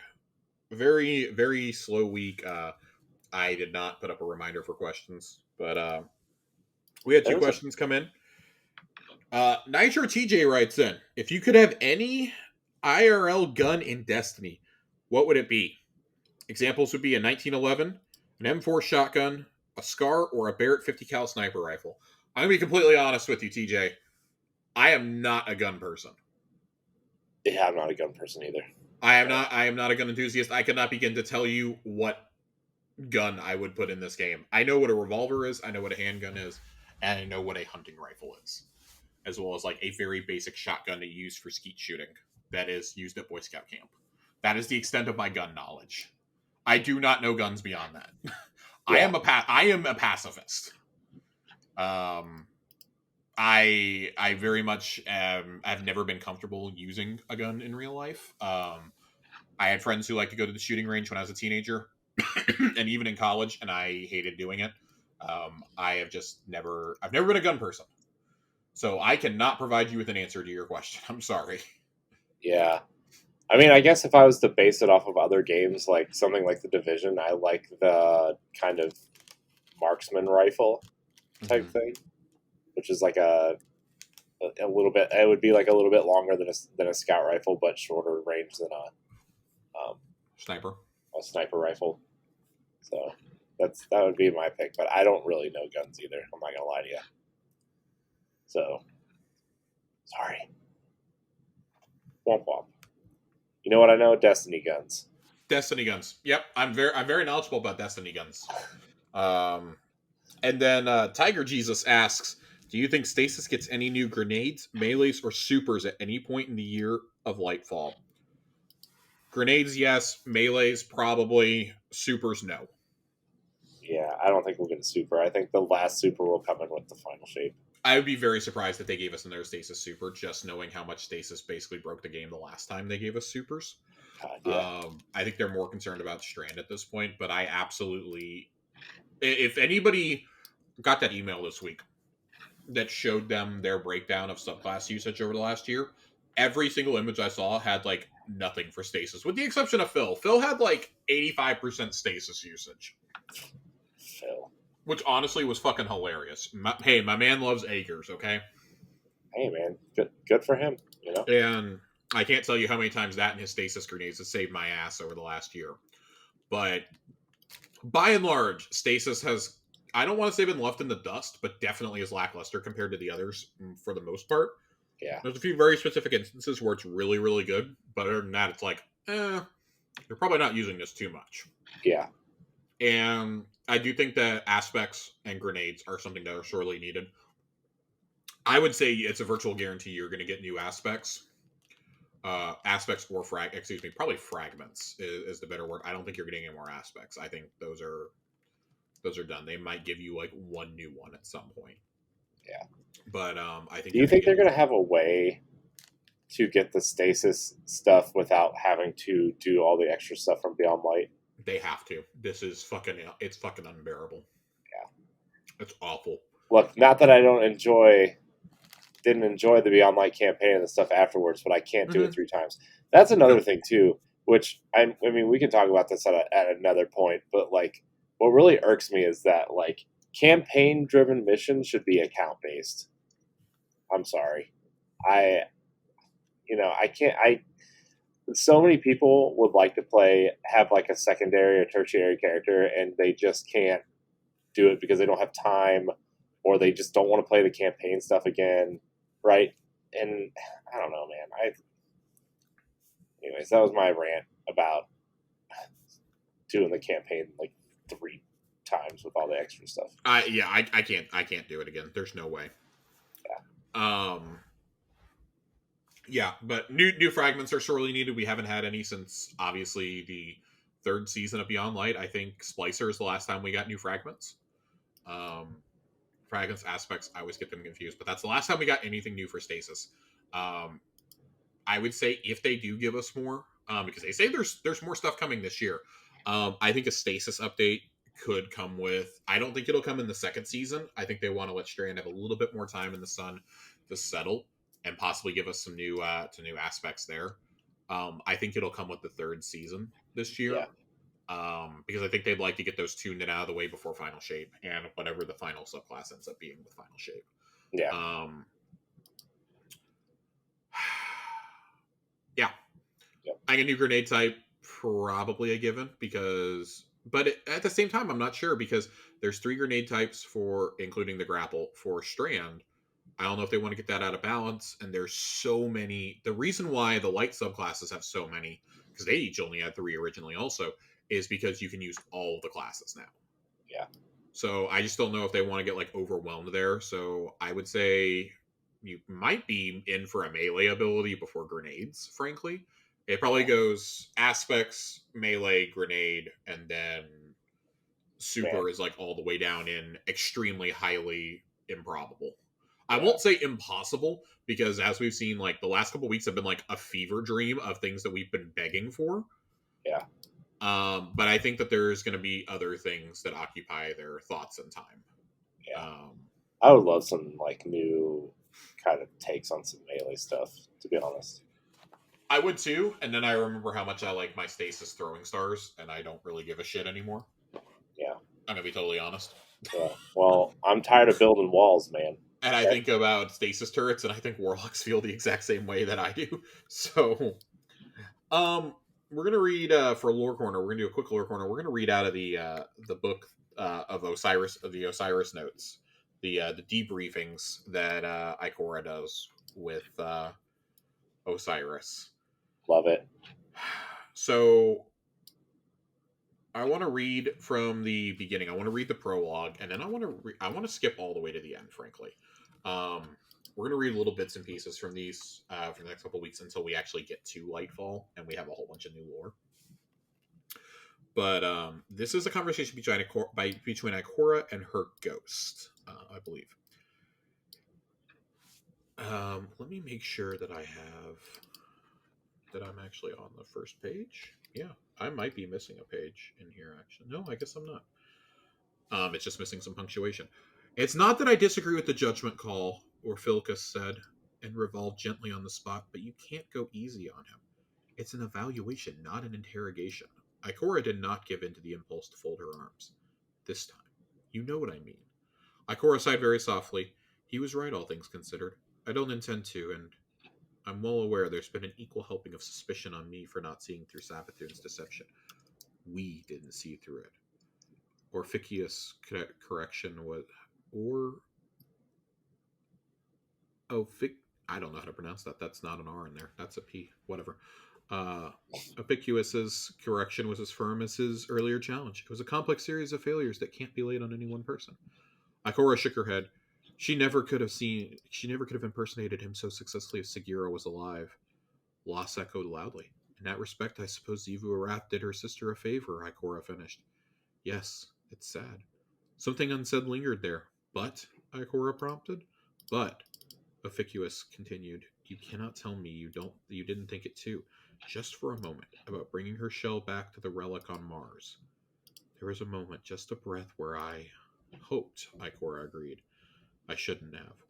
Hope doesn't often obey wisdom, Ophicuous fixed her with his single gimlet eye. Though he wasn't wrong, Ikora wasn't wholly interested in being generous to her failings.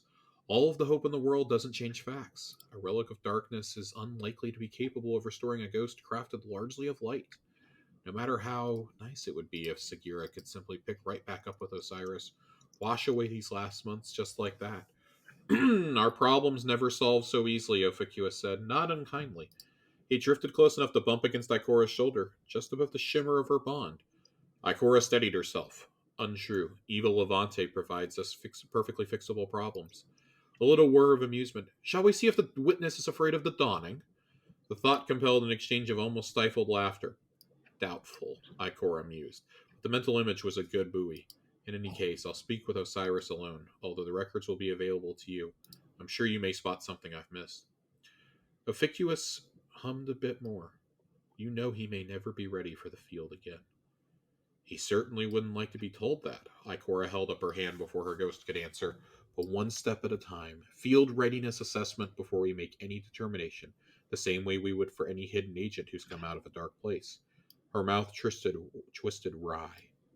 Wouldn't it be nice if checking in on Osiris could be as simple as asking, are you all right? Huh! Ophicuous said, pessimism in a single syllable. It'll never happen. Then I want to read the contextual notes on the first debriefing with Osiris. Osiris looked smaller than my memory of him. It's as if the version of him that Savathun played was based on our expectations, the larger-than-life man in the long shadow he's always cast. Or perhaps she played an Osiris newly separated from Segura, the one who did not yet feel the weight of the loss, had not been given the chance to. Now, Osiris seemed plainly human, in a way he never has, even at his most despairing, and I barely think I recognize him. But today a familiar glimmer of his former self roused over the strong scent of the tea I made, and gave me a sort of patient, impatient look over the brim of the cup, as if to say he knows what I'm about, and is going to do me the courtesy of not mentioning it. That's just as well. Osiris has never been one to sit down and talk openly about his feelings, and I doubt very much if his time in Savathun's possession will have changed that. Still, as I said to Ophicuous, a shared pretext can go a very long way toward between those long familiar with each other.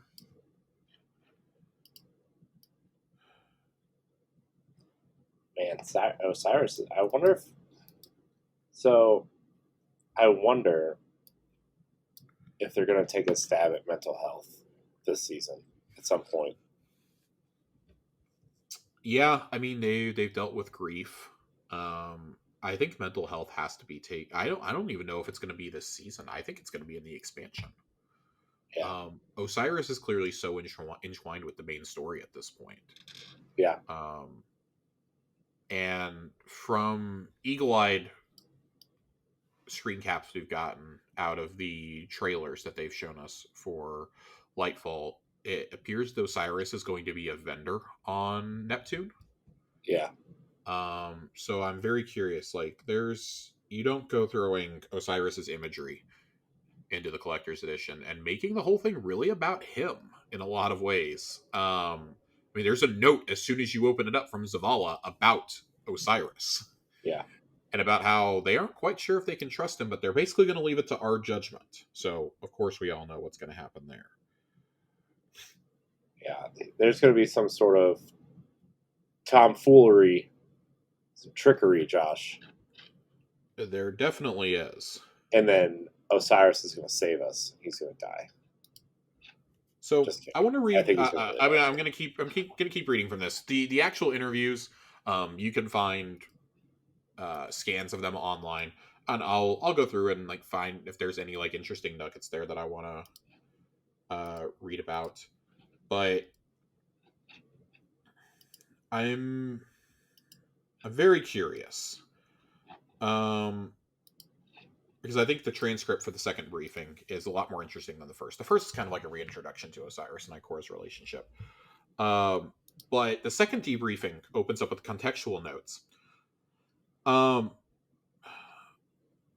want to skip down to about the fourth paragraph. I had something extra for Osiris this time. Sagira's shell. It had been held in secure hidden storage due to the value of the attached memories. But over the course of Lin 357's assessment of the altars of reflection, I was assured his thoroughness had extracted anything we could possibly gain from it. So while the other artifacts have remained locked away in a secure vault, this one I brought to return to Osiris. I offered him Sagira's shell without any other indication of what I meant to accomplish. Osiris cradled her between his hands with the utmost tenderness, and his face. I wonder how I could have mistaken Savathun for him. I wonder how I could have suspected the man before me. It seems clear now in retrospect, of course, with the one to hold up beside the other. Savathun had never spoken very much of Sagira's loss, and I had taken it for grief compressed, coping tied firmly down, not to be addressed. I had thought it was not my business to tell him how to grieve. Not when Xivu Arath and the then Cabal Empire were knocking at our door with wrath and battering rams. Oh, but this is a grief too big for even a man of his caliber to chain down. And then the last thing we're going to read tonight is the transcript of their conversation. I want to skip down here a little bit. Ikora, the judgment call is still mine. In truth, it is highly improbable that Savathun would repeat the same trick twice. Besides that, she is dead. Osiris, is she truly? I was told she had a ghost. Ikora. Imaru, yes, he yet survives, but we have sequestered Savathun's body securely, and my hidden scraped the area for erratic genetic material. Osiris, that's no guarantee. Ikora. This tactic worked in the Dark Age. It seems to hold. We have seen no evidence of a resurgence. Osiris. I wouldn't be so sure. She's managed greater deceptions. Ikora, the ghosts also don't think it possible with the precautions we've taken.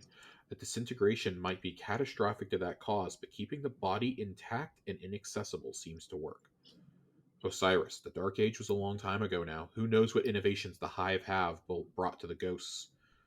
Ikora, they are still ghosts. Osiris, are they? Ikora, while we may distinguish between light bearers and guardians, there is no equivalent for ghosts, and a difference in nomenclature would hardly make a change to their capabilities. Osiris, we must be prepared for a ploy we cannot see, Ikora. Where does this confidence come from when the Queen of Lies is the opponent? Ikora, we do have an informant when it comes to the Hive, a conscientious objector. While for obvious reasons I can't say more, we are not so directly inhibited when it comes to the matters of the Lucian Hive's capabilities. Osiris, tell me when you are able. I think this is kind of fascinating. Um, Yeah, I mean, it's man, it really sounds like they're trying to figure this all out, right? I mean, it sounds like they're trying to figure this out, but I think that this also gives credence to the theory that we've expressed in the past that eventually Finch is going to get a real guardian. yeah. And I think it would be very touching if it was either Eris or Osiris. At this point, I honestly think it would be. I think it would almost be more powerful if it was Osiris. Yeah. I mean, I think initially we were talking about Eris, obviously, because she's so connected to the Hive and the Yeah, darkness, and you know that whole story arc. But like, I mean, now Osiris is so tied to them because of his takeover from Savathun, right? And like yeah, that whole thing. And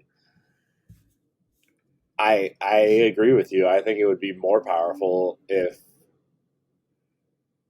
Finch went to Osiris. I really do, especially with like the whole storyline they explore, like really kind of push to the forefront with Saint and Osiris last season, right at the end of last season, and them kind of wanting to maybe live a life together or something like that. I think that would be way more powerful at this point.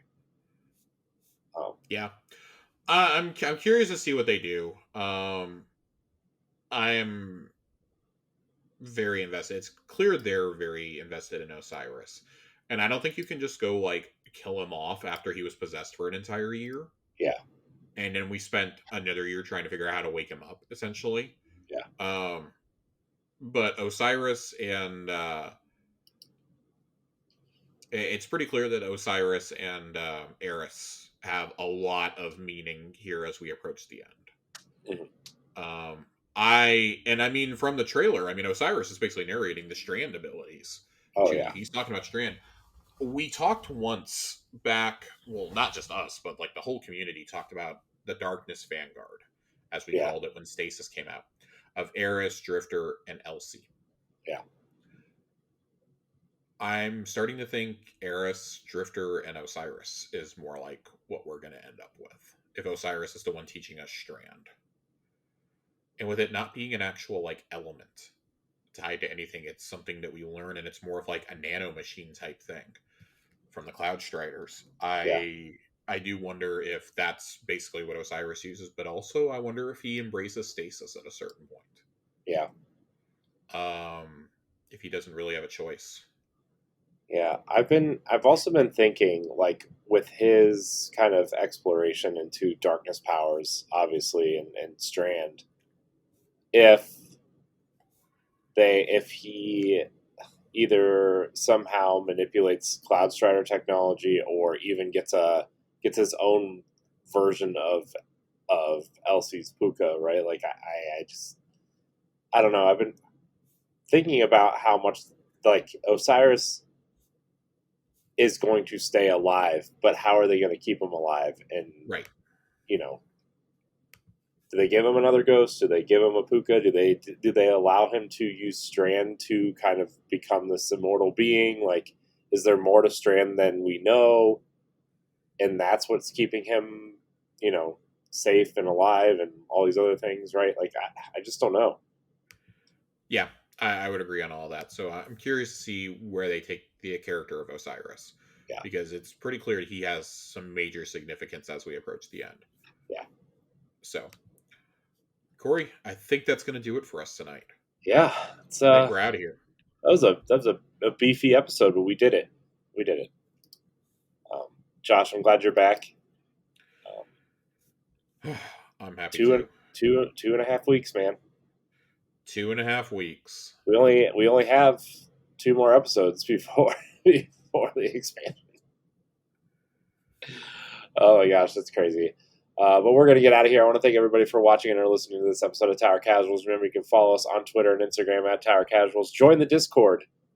Ask questions. Hang out with other Guardians. Play with us. It's a good time. Josh, as always, thank you for your time tonight. Where can we find you? You can find me, as always, on Twitter at Josh_Finn, 2 N's. And you can find me in the Discord. Please come join the Discord. We're having a lot of fun in there. We've got raid groups up for week 1 of the Lightfall raid. We're all prepared. I've got my team assembled and ready to go. I'll be going in with our friends Joasis and T Fox. Nice. We'll be going in on the first weekend with Dealer, Nadiki, and Rex. Nice. Should be a real fun group. I think we got 2 of each ready to go, ready to rock and roll. Awesome. I know we've got some other groups forming. We're gonna have some groups forming to run through the campaign as well. I know I'm currently planning to run through it with Nerd Generalist and Colonel Panic, as is tradition. And As then is yeah, tradition. it's going to be some crazy times. That's going to be a really fun week. It's going to be a busy week. I hope that they hold the seasonal content for a week like they did with Witch Queen. Yeah. Just so nobody's risking getting spoiled on anything, but also for greater tie-in purposes. Yeah. I'm taking a lot of my other shows off that week so I can finish the campaign because the last 2 times we've done this for a campaign, I haven't really finished the campaign, and I think I would be not doing the show a service if I did that a 3rd time. So I'm going to take a couple shows off and be prepared and do the campaign, and probably not the legendary campaign, but so. But you can find me at IamCoreyHD on Twitter and Instagram. And yeah, I'm join the Discord. Like us, share us. Thank you guys, everybody, for listening. If you're listening on Apple Podcasts or Spotify, leave us a like or a thumbs up or a heart or a whatever else they let you slap on there. And we'll see you next week. Goodbye, everybody.